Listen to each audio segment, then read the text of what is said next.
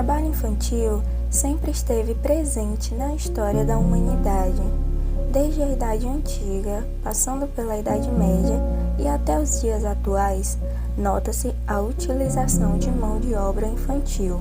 De acordo com o relatório da Organização Internacional do Trabalho e do Fundo das Nações Unidas para a Criança, mais de 160 milhões de crianças entre 5 e 17 anos foram submetidas ao trabalho infantil no começo de 2020. A Pesquisa Nacional por Amostras de Domicílio revelou que, no Brasil, aproximadamente 1,7 milhões de crianças e adolescentes, numa faixa etária entre 5 e 17 anos, encontram-se em situação de trabalho infantil. Isso representa 4,6% da população nessa faixa etária. Mas o que é o trabalho infantil? Bem, podemos classificar trabalho infantil como toda forma de trabalho realizado por crianças e adolescentes abaixo da idade mínima permitida. De acordo com o ECA, no Brasil, é proibido qualquer trabalho a menores de 14 anos de idade.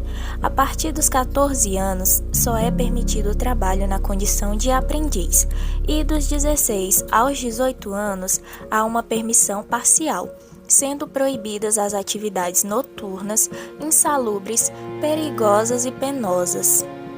E quais os impactos do trabalho infantil? Bom, meu nome é Guilherme César, eu tenho 22 anos, eu atualmente trabalho no hospital, setor de hospitalidade. Também sou comediante, mas não é o meu emprego fixo. Bom, comecei a trabalhar com 16 anos, 16, 17. Eu entrei numa daquelas legiões mirins, né, daqui da minha cidade. E fiz o processo seletivo, acabei passando.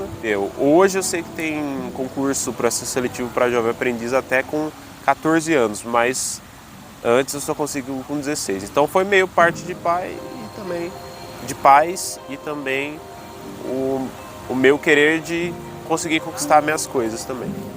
Olha, depende muito, né? No caso eu fazia meio período, né? Eu acho que pelo fato de eu ser um pouco flexível e gostar de estudar tudo que eu pudesse estudar, eu comecei trabalhando no hospital no setor da nutrição, então eu tinha uma lista de afazeres, mas eles sempre me davam oportunidade para fazer além daquilo, né? Ou seja, além do que estava descrito, se eu queria aprender ou não. Então eu sempre quis aprender, né? Tudo que eu conseguia aprender num local onde não necessariamente era o que eu queria fazer, mas eu sempre procurei estar aprendendo o máximo que eu podia, porque uma faculdade mesmo, no momento, né, com 16, 17, eu não conseguiria fazer, mas chegando aos 18 mais ou menos, poderia estar fazendo. Curso geralmente, nessa legião onde eu fazia, eles davam, mas não era um curso tão avançado. Então, se eu estudava à noite no caso, né? Eu estudava de manhã, por causa do meu trabalho eu tive que trabalhar à noite para trabalhar à tarde, então meio que não dava mesmo. E foi época de autoescola também que eu comecei a fazer, então meu horário estava realmente muito apertado, né, nessa época. Então, quer dizer, atrapalhou de alguma forma ter que focar nessas coisas, ao invés de poder prestar um vestibular. Foi a época do Enem também, que a escola sempre incentivava a fazer vestibular do Enem e tal, para poder fazer uma faculdade no ano seguinte, mas isso acabou influenciando sim.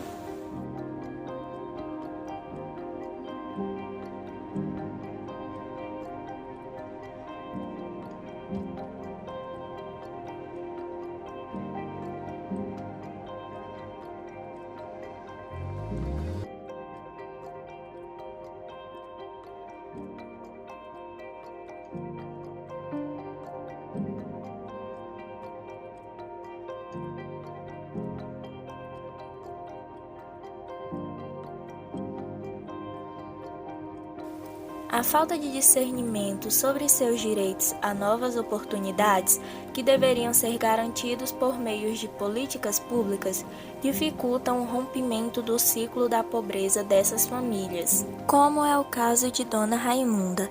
Ela se casou e formou uma família bem nova.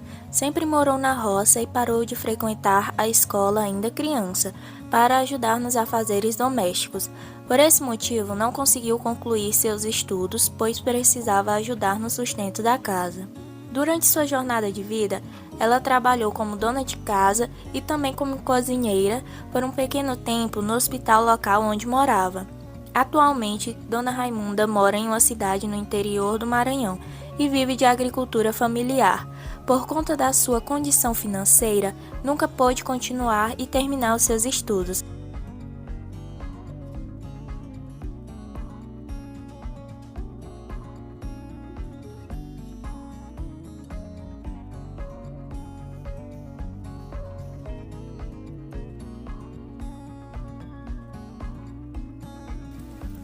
A necessidade de trabalhar para ajudar no sustento da família durante a pandemia fez com que 39,1% dos estudantes brasileiros com idades entre 14 e 29 anos abandonassem os estudos. De acordo com a pesquisa, 3 em cada 10 jovens ouvidos disseram que não pensam em voltar a estudar. No Brasil, o número de crianças e adolescentes fora das escolas subiu 12% no período da pandemia. A pandemia da Covid-19 somente agravou o estado de pobreza de milhões de famílias, e a principal fonte de agravamento dessa situação de vulnerabilidade é a fome. Crianças e adolescentes precisaram abandonar os estudos para trabalhar e ajudar na renda familiar, ou até mesmo serem os provedores da casa.